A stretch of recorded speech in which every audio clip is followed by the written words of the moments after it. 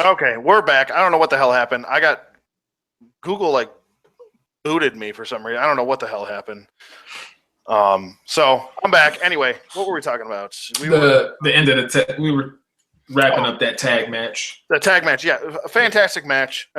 Really just well done. I love the Authors of Pain. I think really stepped it up. I think this was probably one of their best matches besides the Dusty finals Classic. match. Yeah, that was they're fantastic. I had no problem with them winning here. I wasn't pissed off about it. Nothing.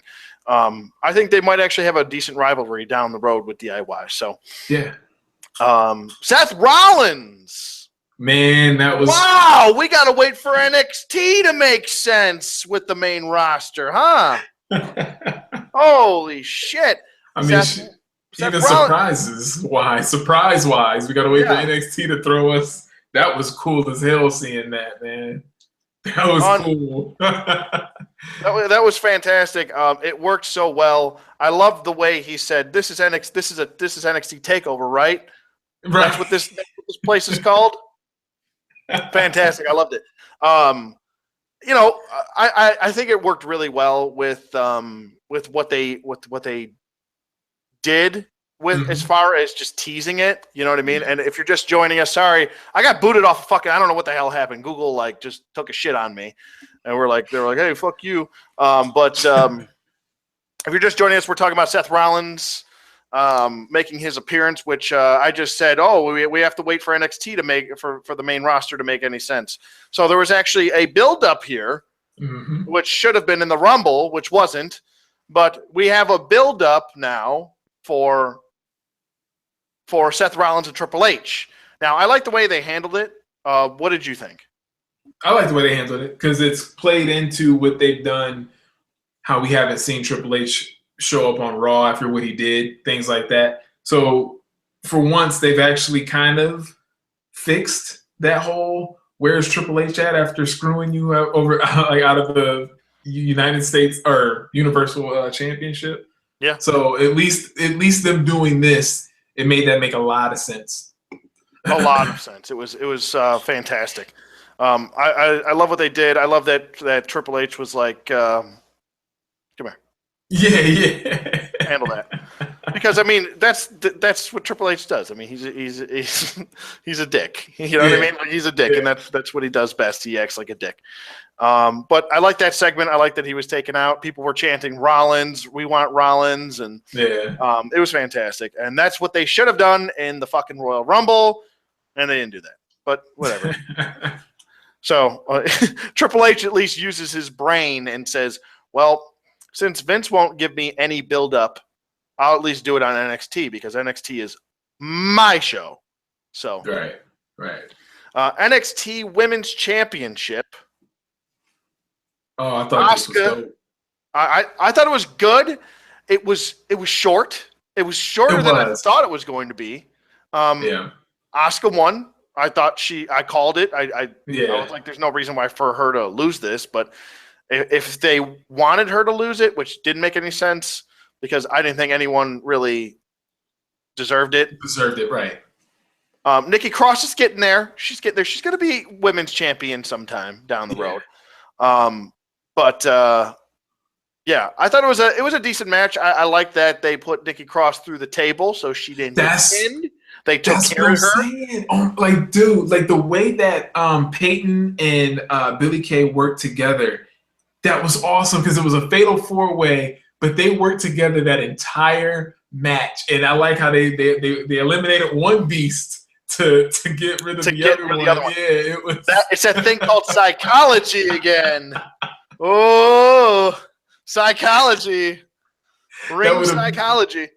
That would have never happened on the main roster the way that match played out. I was just entertained from what they were doing. Even in the beginning when they got scared, they went to the outside of the ring. They're like, nah, let's wait.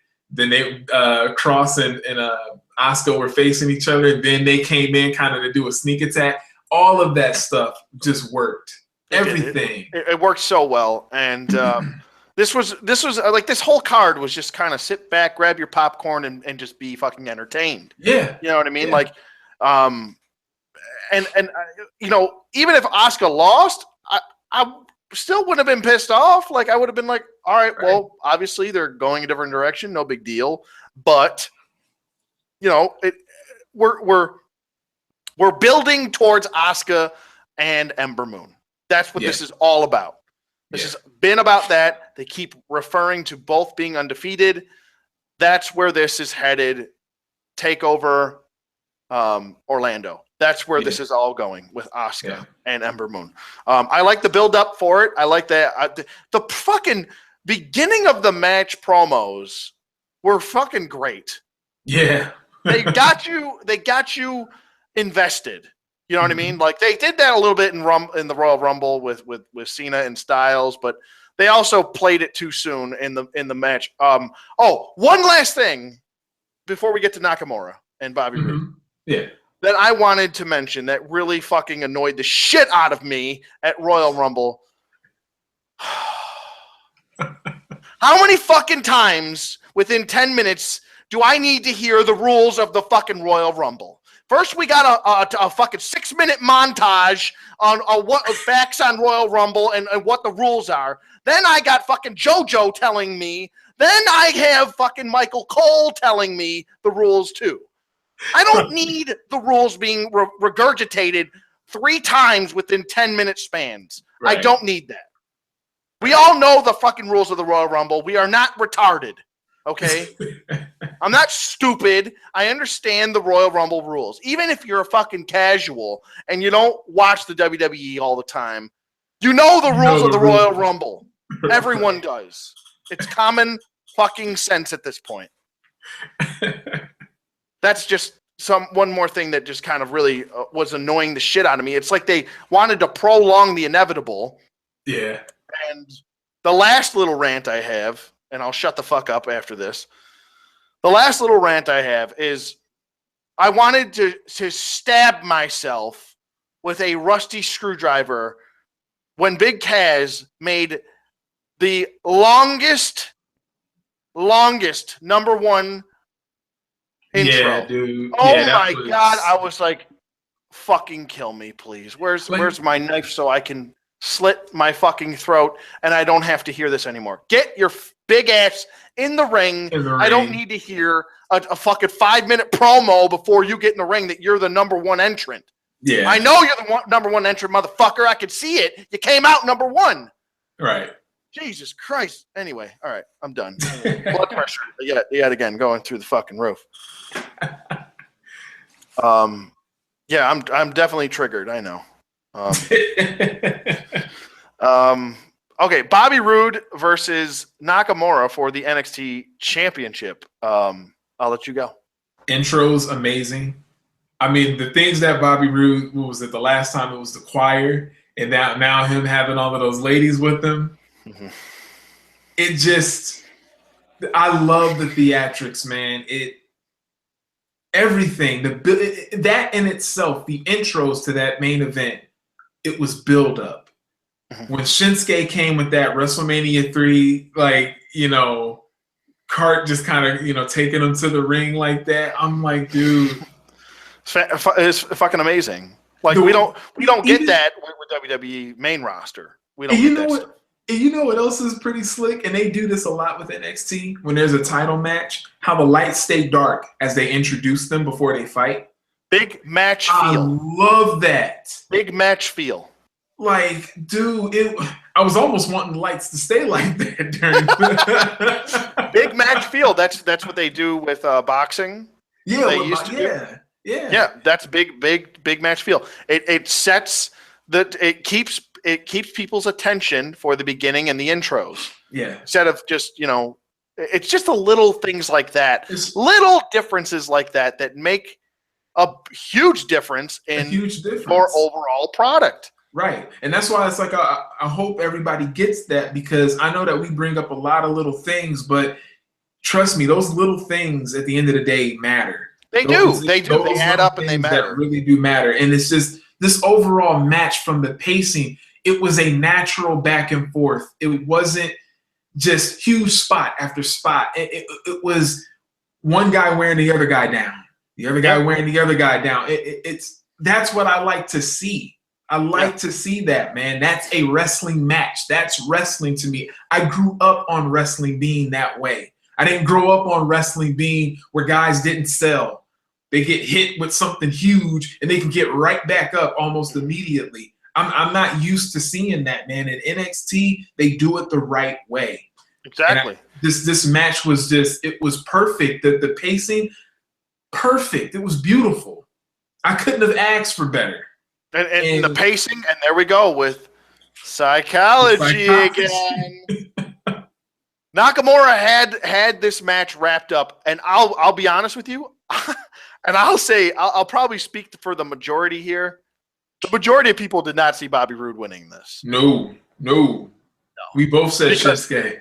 We both said Shinsuke for one big reason, which was NXT title's never been a flip-flopping title. No. And he just won the title back from Joe. Mm-hmm. I did not see this coming. He lost it at the last takeover. Exactly. And I asked you before we ended the podcast last night, I said, who is set up to beat this guy? There's no one set up. Answers. There you go. You've got your answer. Bobby Roode wins with the glorious DDT. And I'll say this too about Bobby Roode winning. What this match did perfectly, it made it to where if you watch him throughout the match, he was in the match alone building himself up to where if he were to win, you were like, oh, well, exactly. I'm good with that. If you came into the match kind of skeptical of, there's no fucking way. This guy's got no chance against fucking Nakamura. Are you kidding me? He's gonna kick his head off. Right. It's one Kinshasa away from him being done. Right. But the way they did it, it worked so well, and the way he built himself up, like you said, it just worked so well. The knee injury was fucking beautiful. He hits Kinshasa on the outside, and then he falls and bashes his knee hits the apron, and then bashes it on the ground. And he's holding it, he's selling it. It wasn't a real injury. He's selling the shit out of it. And as soon as that happened, I was like, well, the first thing I thought of is there's no chance he's in the Royal Rumble because he just sold the shit out of that knee injury. And B, Bobby Roode has significantly, his stock has risen from no chance of winning to big chance of winning. Right. And then look what happened. He hit Kinshasa. His knee buckled. He's holding his knee. Bobby Roode capitalized. Glorious DDT. You have yourself a new NXT champion, and I have zero problem with it. Right. And everyone was chanting glorious. There was actually fans in like the second, the balcony section with glorious. One of them, I think, fell asleep because he forgot to pick up the L. But it was fantastic.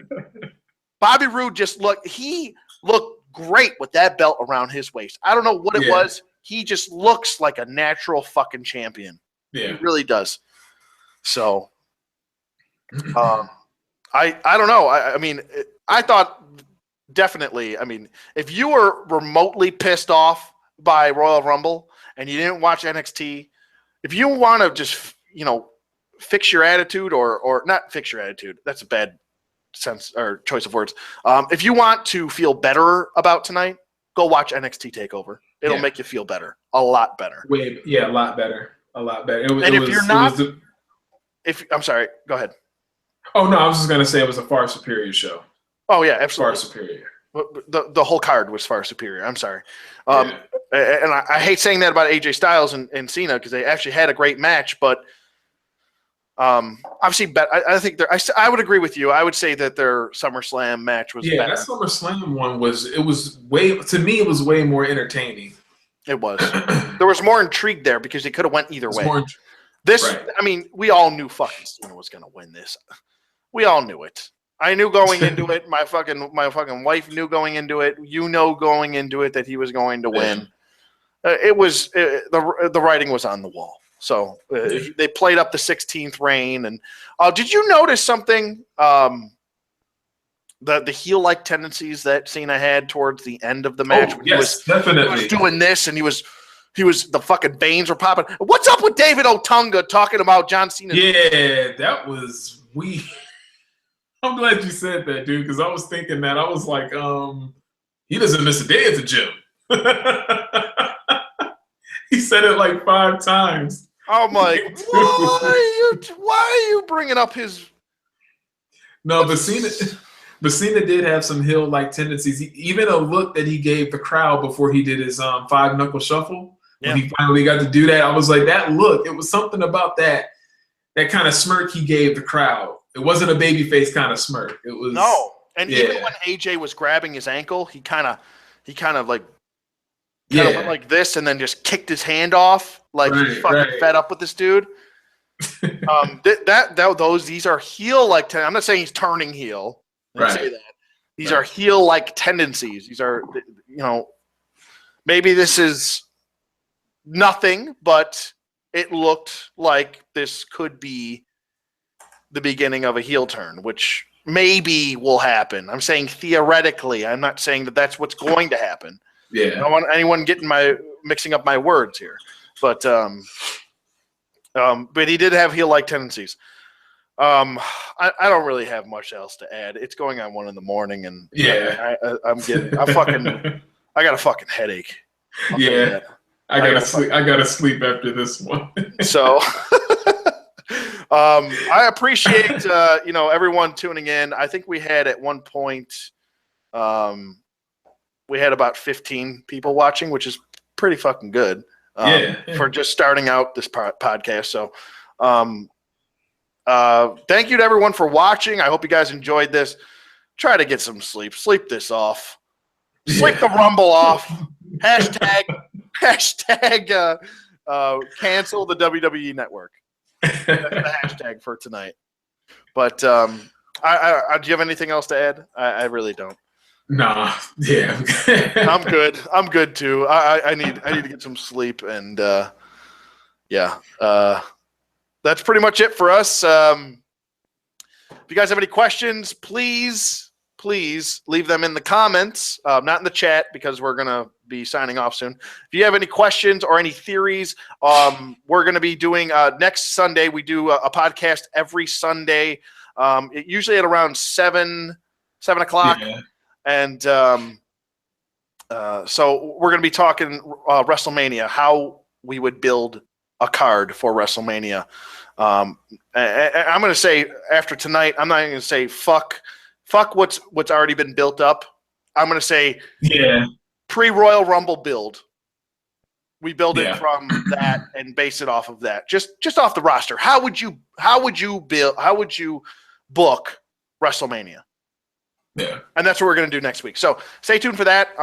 If you guys want to let us know how you would like to book your WrestleMania, let me know in the comment section as soon as this uploads. And we will see you guys on the flip side. Peace.